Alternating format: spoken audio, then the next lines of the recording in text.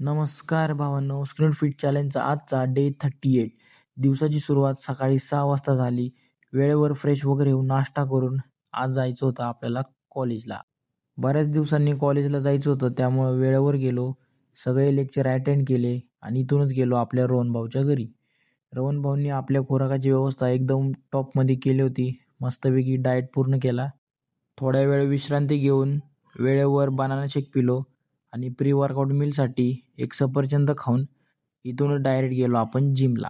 पुण्यात असलं म्हणून काय झालं, जिमची व्यवस्था आपण केलेली आहे. आपलं वर्कआउट काय चुकणार नाही. आज होता चेस्ट आणि ट्रायसेपचा वर्कआउट. चेस्टसाठी flat bench press, pec deck fly.